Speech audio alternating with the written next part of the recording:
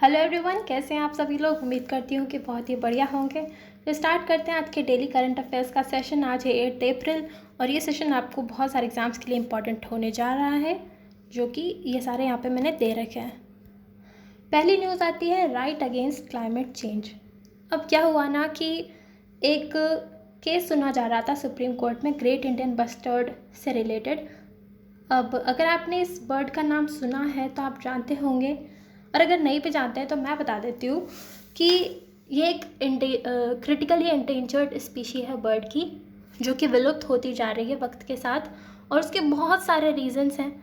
ये एक्चुअली पाई जाती है गुजरात और राजस्थान वाले इलाके में, जहाँ पे एक्चुअली काफ़ी बड़ी होती हैं। तो जो पावर की ट्रांसमिशन लाइंस होती हैं उससे ये टकरा जाती हैं, या फिर इनका जो हैबिटेट है वो भी कम होता जा रहा है। तो इन सारे रीजंस की वजह से ये एक्सटिंक्ट होने के कगार पर है। तो उनको कैसे सेव किया जा सके, उससे रिलेटेड सुप्रीम कोर्ट में केस चल रहा था। और उसी केस में सुप्रीम कोर्ट ने एक कोई और भी बात कही, और वो काफ़ी इम्पॉर्टेंट हो जाती है। उन्होंने कहा कि क्योंकि क्लाइमेट चेंज काफ़ी जल्दी से बढ़ता जा रहा है हमारे ह्यूमन एक्टिविटीज़ की वजह से, या फिर कुछ नेचुरल फैक्टर्स की वजह से, जिससे सिर्फ ह्यूमन हेल्थ ही नहीं बल्कि हमारी पूरी इकोलॉजी पे उसका काफ़ी एडवर्स इम्पैक्ट देखने को मिल रहा है। और इन्हीं कारणों की वजह से क्या है ना, काफ़ी सारी प्रॉब्लम्स हो रही हैं, जैसे कि पोल्यूशन हो गया, वाटर पोल्यूशन, एयर पोल्यूशन, और टेम्परेचर काफ़ी बढ़ता जा रहा है, सी लेवल राइज हो रहा है। और इन सब का जो इम्पैक्ट है वो हमारी हेल्थ पे देखने को मिलता है, हमारी इकोनॉमी को पे देखने को मिलता है। इसलिए सुप्रीम कोर्ट ने कहा कि जो राइट अगेंस्ट क्लाइमेट चेंज है वो एक फंडामेंटल राइट का हिस्सा है।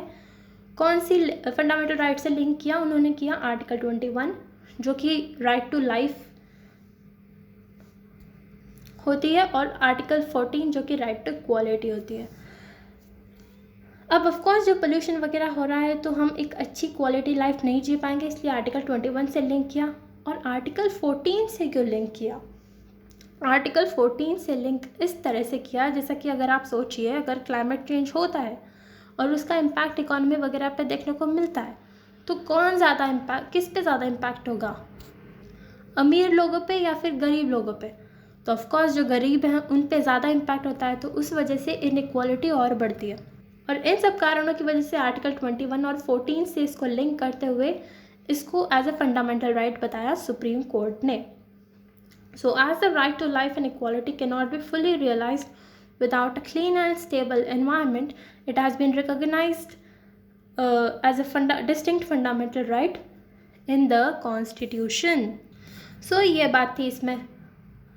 अब क्योंकि हमने ग्रेट इंडियन बस्टर्ड का नाम लिया तो एक बार उसके बारे में भी जान लेते हैं। जैसा कि मैंने आपको बता ही दिया कि एक बर्ड की स्पीशी है जो कि बहुत रेयरली पाई जाती है, और हमारे इंडिया में गुजरात राजस्थान में मिलती हैं, and whose natural habitat and flight routes collide with power transmission lines in these two states, जिसकी वजह से ये इंडेंजर्ड है इनका सर्वाइवल। और तो और ये स्टेट बर्ड ऑफ राजस्थान है। राजस्थान वालों ध्यान से देख लो, इसे गोडावन भी बोलते हैं, शायद आपने गोडावन सुना होगा, है ना। और IUCN स्टेटस की बात करें तो क्रिटिकली एंडेंजर्ड की कैटेगरी में आती हैं ये, और साइट्स की बात करें तो अपेंडिक्स 1 में आती हैं। ठीक है, हो गई बात। अब बढ़ते हैं वर्चुअल ATM पर। एक नॉर्मल ATM क्या होता है? हाँ, एक मशीन होती है जिसमें हम जाते हैं, अपना हमारा डेबिट कार्ड वगैरह लगाते हैं और उससे पैसे निकाल लेते हैं।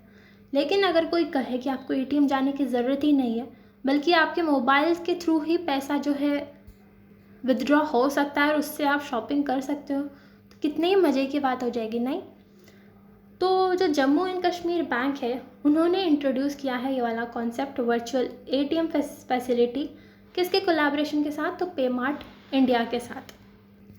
सो it enables cardless cash withdrawals for customers through local retailers. बिना कार्ड के कैश विदड्रॉल हो सकेगा अपने मोबाइल के थ्रू। और इससे कौन से एरियाज़ को बेनिफिट मिलेगा? जहाँ पे ट्रेडिशनल एटीएम की एक्सेसिबिलिटी नहीं है या फिर लिमिटेड है, उन वाले एरियाज़ में ये वाला काफ़ी सक्सेसफुल होगा concept in terms of providing convenience to the customers. So customers can utilize the bank's mobile application as a virtual card, with the merchants using their smartphones as virtual ATMs. होगा यूँ कि जैसे ही आप withdrawal की request को initiate करेंगे वैसे ही आपके मोबाइल पे आएगा एक OTP, और उस OTP को जब आप मर्चेंट के साथ शेयर करेंगे तो वो विड्रॉ हो पाएगा और उस तरह से ट्रांजैक्शन पूरा हो पाएगा। लेकिन इसमें जानने की बात एक और ये है कि it allows withdrawals up to 2000 per transaction limit है 2000। ये इंपॉर्टेंट हो जाती है स्पेशली फॉर बैंकिंग एग्ज़ाम्स, याद रखनी है। और मंथली लिमिट क्या है? तो वो है 10,000 रुपये। जी हाँ, सो यही थी इसमें न्यूज़। अगली आती है 15th CIDC विश्वकर्मा अवार्ड। इसको जानने से पहले मैं ये कहना चाहूँगी कि अगर आपको इस सेशन से थोड़ा भी फ़ायदा मिलता हो तो इसको लाइक करना और चैनल को सब्सक्राइब करना, शेयर करना, और बाकी कोई फीडबैक भी देना हो तो वो भी दिया करो। उसके अलावा दूसरी इम्पॉर्टेंट बात ये कि आपको अगर इसकी PDF चाहिए तो टेलीग्राम ग्रुप है जिसका लिंक हमने डिस्क्रिप्शन बॉक्स में दे रखा है, वहाँ पे जाके आप उसको डाउनलोड कर सकते हैं। ओके, अब बढ़ते हैं न्यूज़ पे। 15 CIDC विश्वकर्मा अवार्ड, ये एक अवार्ड होता है जो कि किसको मिला है? इंजीनियर्स इंडिया लिमिटेड नाम की कंपनी को। तो EIL has been conferred with the prestigious CIDC Vishwakarma award. अब CIDC क्या है? तो वो है construction industry development council. New Delhi में ये अवार्ड दिया गया है। और EIL को कौन सी कैटेगरी में मिला? तो construction, health, safety and environment की कैटेगरी में, for Rajasthan refinery project Barmer. All right, अब बढ़ते हैं परिवर्तन चिंतन। किस बात पे चिंतन हो रहा है भाई? तो ये एक तरीके का ट्राई सर्विस कॉन्फ्रेंस है। ट्राई सर्विस बोले तो हमारी आर्मी, हमारी नेवी और एयरफोर्स, तीनों फोर्सेस का एक मिला के, तीनों सर्विसेज की जो फोर्सेस हैं उनका मिला के कॉन्फ्रेंस होगा। और कहाँ होगा? तो वो न्यू दिल्ली में होगा। पहली बार हो रहा है, पायनियरिंग है। And it aimed at generating new and fresh ideas, initiatives and reforms to proper jointless and integration efforts. कैसे क्या क्या नए नए आइडियाज़ हो सकते हैं, फ्रेश आइडियाज़, उन पे बात की जाएगी, या कैसे इंटीग्रेशन बढ़ाया जा सकता है, उसी पे चिंतन करने की बात की जा रही है। कैसे हम अच्छा परिवर्तन ला सकते हैं। ठीक है, चेयर कौन करेगा? तो ऑब्वियस ये बात है CDS, हमारे चीफ ऑफ डिफेंस स्टाफ, जो कि कौन है? जनरल अनिल चौहान जी। ठीक है, तो ये न्यूज़ इम्पॉर्टेंट हो जाती है। उसके बाद पढ़ते हैं गगन शक्ति पर। गगन शक्ति नाम से ही लग रहा है कि कुछ एक्सरसाइज है। ऑफ कोर्स एक्सरसाइज है। किसकी एक्सरसाइज है? तो ये इंडियन एयरफोर्स की एक्सरसाइज है। And it is showcasing it's might and capability in this mega exercise. Mega exercise देखो 1 अप्रैल से 10 अप्रैल तक चलेगी। कितनी लंबी एक्सरसाइज है। और ये लास्ट हुई थी 2018 में, काफ़ी पहले हुई थी, 6 साल बाद हुई है। और काफ़ी सारी लोकेशंस पे होगी, कोई एक लोकेशन नहीं है, बहुत सारी लोकेशंस होंगी। ठीक है, तो ये भी बात याद आ गई हमें। नेक्स्ट बढ़ते हैं INS शारदा। अब ये क्यों न्यूज़ में रहा? तो ये इसलिए न्यूज़ में रहा कि INS शारदा को अवार्ड दिया गया है on the spot unit citation award. किसने दिया? तो एडमिरल R हरि कुमार, जो कि हमारे चीफ ऑफ नेवल स्टाफ हैं, उन्होंने ये दिया। क्यों दिया?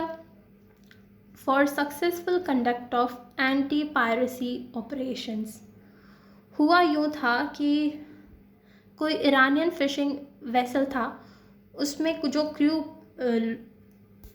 क्रू मेंबर्स थे उन्हें बंदी बना लिया था, जो पायरेट्स होते हैं। सोमालिया के आसपास काफ़ी पायरेट्स होते हैं जो कि लूट वगैरह काफ़ी करते हैं, शिप्स वगैरह को जो है लूट लेते हैं, उसके क्रू मेंबर्स को बंदे बना लेते हैं। तो उन्हें उन सभी को सेफली रिलीज़ करवाया था INS शारदा के मेंबर्स ने। तो उसी को रिकॉग्नाइज करते हुए उन्हें ये अवार्ड दिया गया। आई होप आपको याद रहेगा, है ना।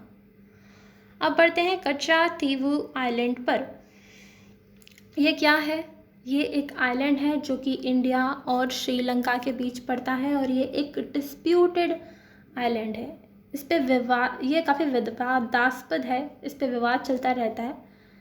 देख सकते हैं ये इंडिया की टेरिटरी है और यहाँ पे श्रीलंका, तो इन दोनों के बीच में यहाँ पे पड़ता है कच्चा तीवू आइलैंड। और काफ़ी पुराना एक डिस्प्यूटेड टेरिटरी है, काफ़ी लंबे टाइम से चल रही है, अभी तक अनरिजॉल्व है। हमें हमारे वनडे एग्ज़ाम के लिए सिर्फ इतना याद रखना है कि किस किस के बीच है डिस्प्यूटेड आइलैंड, तो वो है इंडिया और श्रीलंका के बीच। क्यों है इस पर इतना डिस्प्यूट? तो कुछ तो बात होगी इसमें, तभी है। एक तो इसकी लोकेशन, ये इंडियन ओशन में काफ़ी एक इम्पॉर्टेंट जगह लोकेटेड है। दूसरी बात, यहाँ पे फिशिंग वगैरह काफ़ी हो सकती है, फ़िशिंग के लिहाज से काफ़ी रिच एरिया है। तो इन सारे कारणों की वजह से ये काफ़ी इम्पॉर्टेंट हो जाता है। और ये अभी इसलिए मुद्दा वापस आया न्यूज़ में क्योंकि लोकसभा इलेक्शंस आ रहे हैं, तो उस वजह से कंट्रोवर्सी वापस आ गई है सरफेस पर। ठीक है, आ गई बात समझ में। अब बढ़ते हैं स्लोवाकिया की तरफ। स्लोवाकिया में प्रेसिडेंशियल इलेक्शंस हुए, तो उसमें जीता कौन? उसमें जीते पीटर पेलेग्रिनी। ठीक है, इन्होंने हराया किसको? अब इवान कॉर्कोक को, जो कि एक प्रो वेस्टर्न डिप्लोमैट है। स्लोवाकिया की कैपिटल क्या है? तो वो है ब्राटिस्लावा और करेंसी है यूरो की, क्योंकि ये यूरोप का पार्ट है, यूरोपियन यूनियन का पार्ट है, तो इसकी करेंसी क्या है? यूरो। अगर हम इसकी लोकेशन देखें तो यहाँ पे आपको दिख रहा होगा छोटा सा स्लोवाकिया, हंगरी के ऊपर है, यूक्रेन के भी साइड में आता है और ये बाकी नेशंस आप देख सकते हैं पास में। सो ये हो गई स्लोवाकिया की बात। अब बढ़ते हैं कहाँ पे? आइसलैंड की तरफ। आइसलैंड भी यूरोप कॉन्टिनेंट में ही आता है और वहाँ की प्राइम मिनिस्टर ने एक्चुअली रेजिग्नेशन दिया। और क्यों दिया? क्योंकि वहाँ पे प्रेसिडेंट के इलेक्शन होने वाले हैं और उसमें वो हिस्सा लेंगी, इसलिए जो नाम है उनका कैटरीन जैकोब्स डॉटर, उन्होंने रिज़ाइन कर दिया है। So she has led a left right coalition government since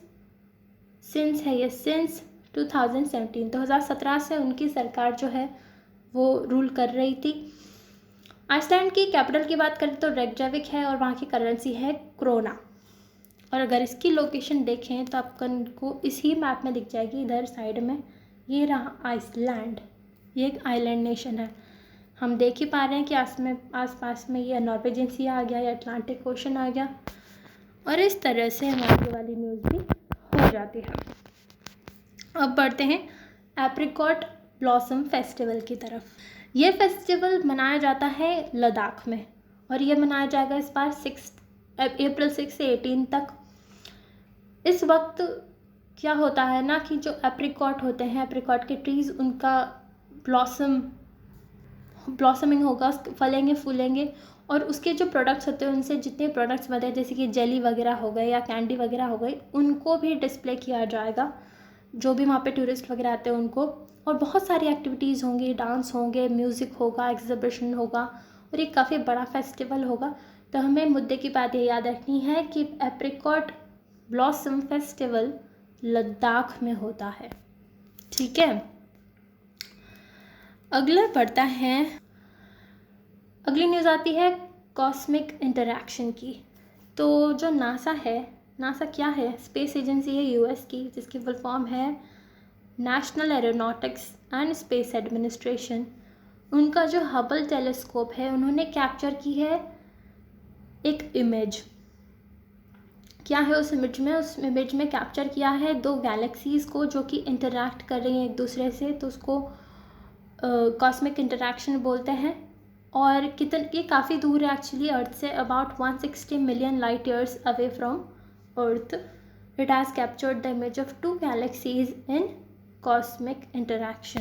हमें सिर्फ इसमें ये याद रखना है ये कॉस्मिक इंटरैक्शन हबल टेलीस्कोप ने कैप्चर किया। ऑलराइट, इसके अलावा आते हैं एक क्वेश्चन पे। इस क्वेश्चन का आंसर आपको देना है नीचे कमेंट्स में। क्वेश्चन क्या है, who among the following one first bronze for India at international weight lifting federation world cup 2024। 5 options है नीचे, आपको करेक्ट वाला बताना है। नहीं बताओगे तो मैं तो बताऊंगी ही, लेकिन अगले सेशन में, ठीक है। तब तक के लिए हमारे साथ जुड़े रहिए। आई होप आपको समझ में आया हो जो भी मैंने समझाया हो, and thank you so much. Have a nice day.